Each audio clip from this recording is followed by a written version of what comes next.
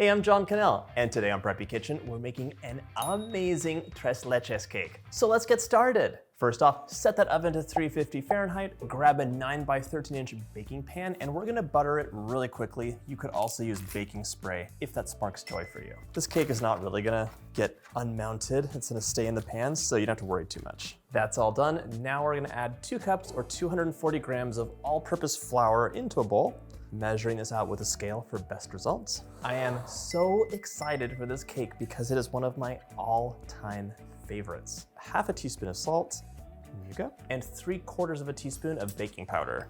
We're gonna whisk this up. Our scale is done. Now, here's the deal. We have 5 eggs. We're gonna separate them and whip both of them. Grab a medium bowl and a large bowl. Separate those eggs out. This cake is a little special, and it's because, one, it's soaked with delicious sweetened condensed milk, evaporated milk, and cream. But 2, it doesn't have butter in it. It's like a sponge cake. So that lets you soak the cake, have a big airy structure inside, and it's not gonna fall apart, and it does some really nice things. You want a cake that can absorb all those delicious milks. Whites go into the large bowl, and the yolks go into the medium bowl. Try not to get yolk in the egg whites. If you're nervous about that, I'm being a bit cavalier, you can separate them one at a time into a bowl and dump them out in a conveyor belt. And 5 eggs. So like I said, Tres Leches is one of my favorite cakes. You can pardon my pronunciation, but my mom is from Mexico and a lot of our relatives would have them at parties. I love creamy, like just amazing, dreamy desserts that aren't too sweet, that are like just clouds of deliciousness, and a Tres Leches cake really fits the bill. Okay, the one more thing that I need, 1 1/4 cups of sugar, and I'm putting this into a bowl just because of the way I'll be adding it in. Grab a mixer. You could also use a stand mixer for this. I'm gonna beat these egg whites on high until they're foamy and doubled in size. It should take about a minute. Once your egg whites are nice and foamy, we're gonna add in 1/4 cup of sugar, but add it in slowly. Don't add it in all at once. Sprinkle it in, slow. This gives you the best, stiffest peaks, because it gives the sugar a chance to dissolve in the egg whites and really just give you that volume you want. We're gonna mix this on high until you have stiff peaks. It'll be about 3 minutes.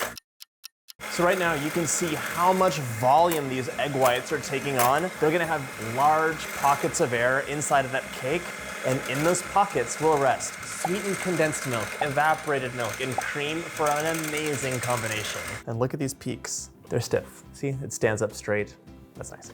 This gets set aside for just a moment. I'm adding the remaining cup of sugar to my egg yolks, and we're gonna mix this up until it's pale, fluffy, and like it'll be thickened and gooey. Once you have that beautiful, like thick lemony mixture, lemony in color, not taste, we're gonna add in 1/2 cup or 120 ml of milk, as well as 2 teaspoons of a nice vanilla. I was really curious about how this cake was invented, where and when, and it is quite the conundrum, a lot of disagreements, but it's like probably Nicaragua. There's a lot of soaked cakes in the world though. We're gonna pour our yolk mixture into the dry mixture.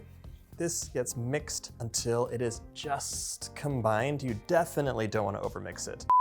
Fold that flour mixture into the yolk. It'll get a little bit thick, but we're gonna fix that with the egg whites. I think it's in Armenia, there's a version of this cake that uses like 3 different types of milk. I think cow milk, goat milk, and there's one other. Since we have the goats on the farm, we get to enjoy goat milk sometimes when they're in milk with their kids. Goat milk is so good. Oh my gosh, it's really good. So now we're gonna grab our stiff yolk mixture. It looks so beautiful, it's almost a shame to disturb it. And in 2 batches, we're gonna fold this in. Instead of using butter, we really used our eggs. The whites got fluffed up to the heavens so that we can have a mixture that really rises up. And the yolks, which have some delicious fats and they're rich and flavorful, got whisked in with the egg whites. Second batch of whites. Keep folding, and now we're gonna be even more careful. So I'm swirling down the bottom and cutting through the middle, folding in the egg whites. This is ready to go into our pan. This cake is so easy and delicious. Pour that right in, and we're gonna level it off. Use that spatula just to level the cake off. It's fairly thin and it bakes pretty quickly. And when that happens, you just wanna have things as level as possible going into the oven. My cake is ready to go into the oven for 25 to 30 minutes or until a toothpick inserted in the center comes out clean. While our cake bakes, we're gonna make our amazing concoction of the tres leches. So that starts off with one 12-ounce can of evaporated milk, which is lovely for cooking with as well and making sauces. 2/3 of a cup of whole milk. In you go.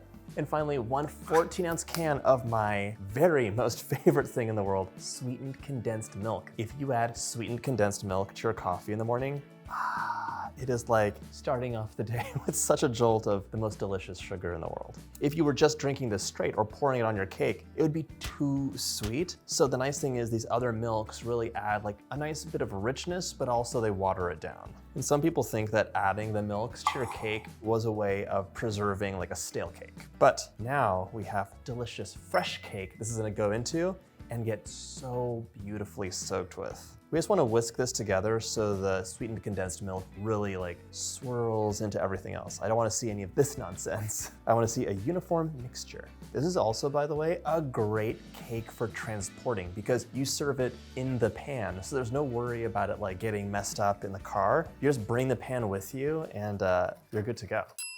Okay, see this? No swirls left. That is ready to go. We're gonna set this aside and then have that ready for the cake. My cake's out of the oven, the milks are ready, and you just wanna wait until the cake is warm but not hot. If it's hot, bad things will happen. The cake will just mush up.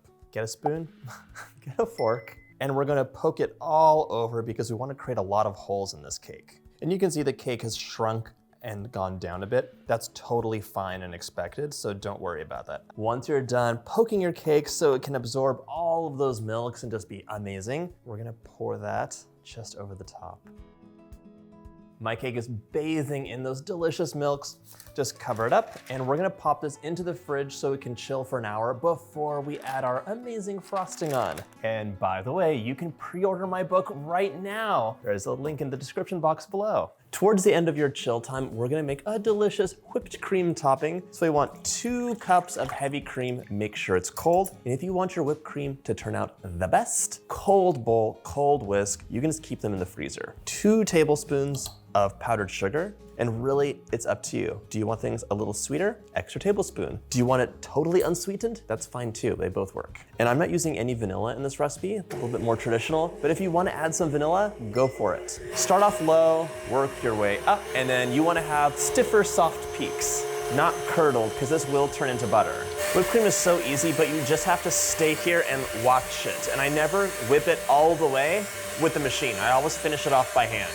Because right now, like, come and take a look. This is too soft. This is like nice for putting onto berries, but not for putting onto a cake. So I'm just gonna finish this off by hand. Right here, I have a strong whipped cream. You can see it's holding a peak in the container, bowl. I like to do this because if you're using a mixer, a lot of times the very bottom is undermixed. The top is gonna be overmixed, so just scrape the bottom as you finish it off by hand. Now we can assemble our cake. Look at that. Our cake absorbed all of those milks and now it's soaked and delicious. We just have to get that whipped cream, plop it on top.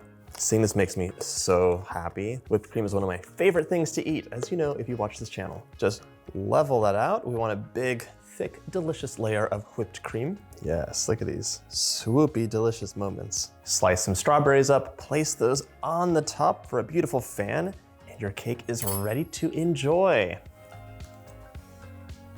That is a heavenly combination of milks. It is so perfectly sweet, so moist. It's like a beautiful cloud. I hope you get a chance to make this recipe, and if you like this video, check out my cake playlist.